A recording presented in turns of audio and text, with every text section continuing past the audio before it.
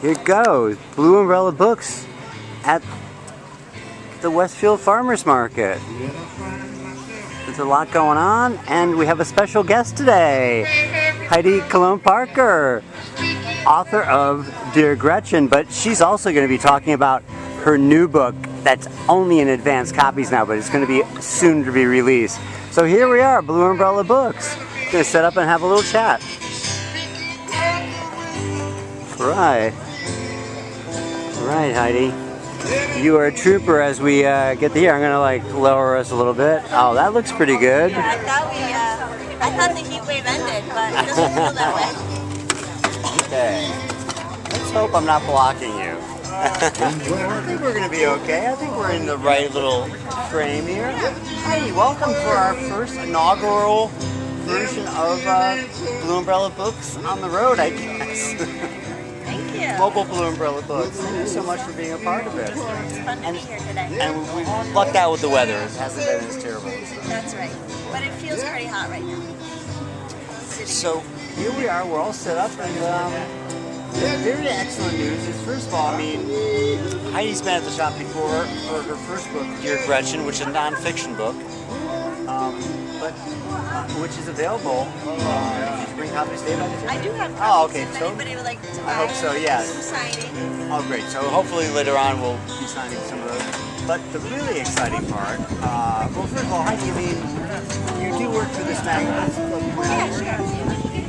Clearly an animal lover, a dog lover, close affinity with animals, and you work for this magazine. It's for kids. It's called This is Kind News Magazine, published by Red Rover in Sacramento, and they're an education and animal rescue group. So whenever there's like a big natural disaster, they come in and they set up housing for animals in need. They get volunteers from all around the country to help care for those animals. But that's just one of the programs they do. They also give funding to pet owners who can't afford different surgeries. They have a program called Red Rover Relief. Oh, so it's not necessarily. Yeah, it's a pretty big organization, but the education is the other big piece. So this is our classroom magazine, like Russell said, for grades K through 6. And see if I can get a little. I work all around this magazine. We always feature a humane hero doing something great for animals, something about pets and how to care for them. A feature story. This one's about the world's smartest dog, who unfortunately is no longer with us, but we still wanted to share his story about the 1,000 words he learned. Yeah, so we do all kinds of. And where is that available? This is it by online. Online, we have a digital version, or if you want to get it for a classroom, go on to kindnews.org and you can choose a teacher. It's $30 a classroom per school year.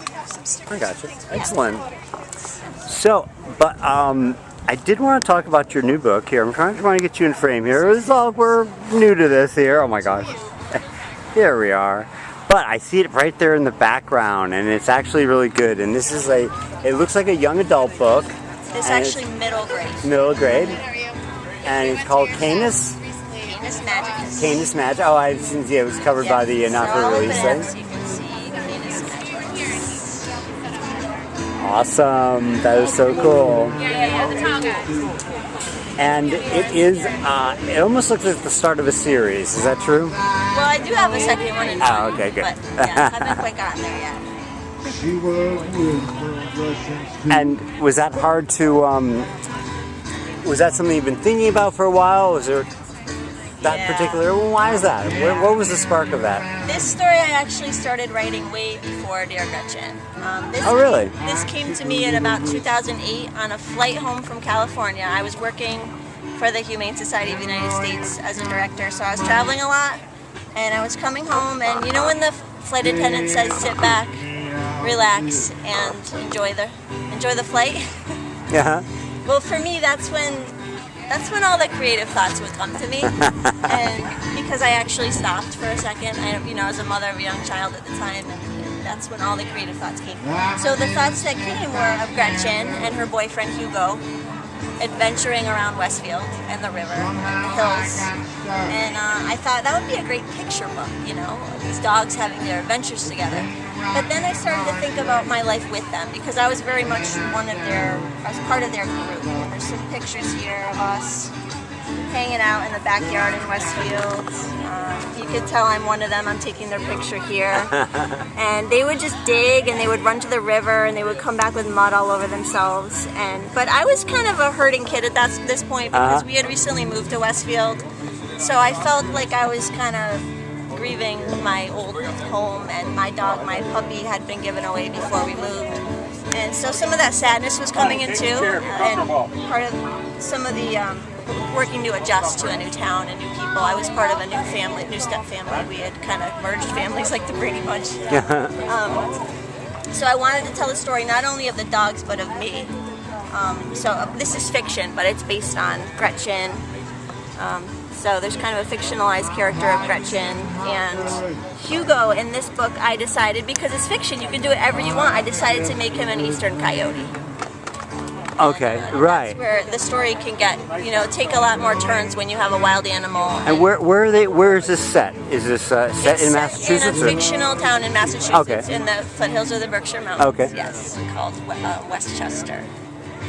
And did you have to research the habits of that particular wild animal? I mean, well, the good thing is I had already done the research, because when I was in college I studied eastern coyotes and kind of their interactions with people and what people thought about them in this state, because they're relative newcomers to Massachusetts. They're, as most people know, they came from southwestern United States and migrated after a lot of persecution by farmers and ranchers. They did some breeding with timber wolves in Algonquin Park in Canada, and then migrated south into New York and Massachusetts, where they then bred with dogs. So this is how we get the eastern coyote of today. Okay. Because I'm aware of them in New York. Are they common here in Massachusetts? They are. They're all around. In fact, there was a story on 22 News last night that said there's 12,000 in Massachusetts. Really? And they even swam to the Elizabeth Islands in eastern Mass. Now, do they work it? I mean, do they live in packs? Sometimes. They live in family groups, and in packs. You don't see them in packs all the time. They'll come out to do hunting. I don't think a lot of people see them in packs as much as just individuals.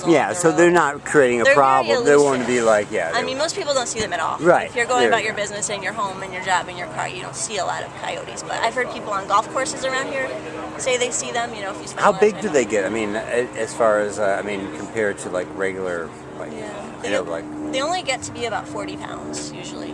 Definitely no more than 50 around here. So they're like a small to medium size. Yeah.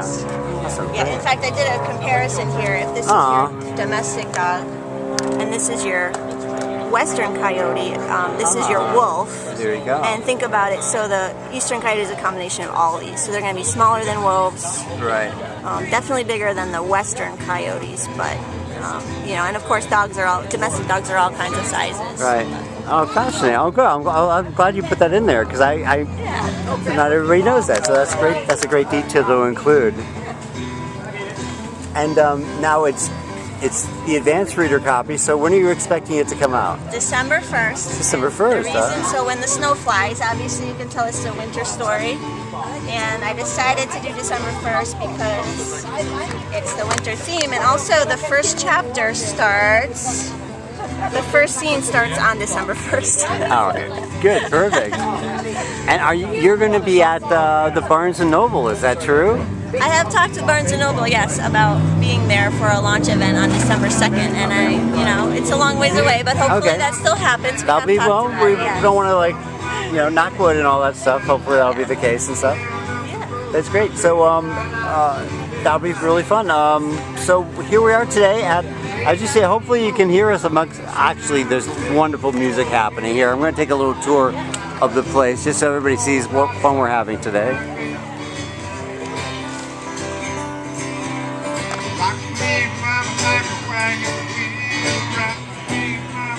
And this farmer's market is going to be going on until October 23rd. So we're going to be back here again with other fun books here. I'll give you today we're doing just a free book rally. So we'll try to maintain always a free book thing, but man, we're definitely giving away a lot of really fun stuff today. And we have a lot of fun local authors who are pitching in for our effort as well. But there we are. Oh, thanks, Heidi. Really kicking things off here. Getting off to a good start. But yeah, we definitely are doing a lot of fun stuff. Awesome. And yes, today is our free book thing. Alright, well, other than tempt the fates, I think we'll wrap this up and just say thank you, Heidi Colonna, our partner, for coming and being our first guest. We're going to try to do this every week. We'll have a new person in. So, thank you very much. Thank you, Russell. You're welcome. Appreciate it. My pleasure. Bye, everybody. Cheers.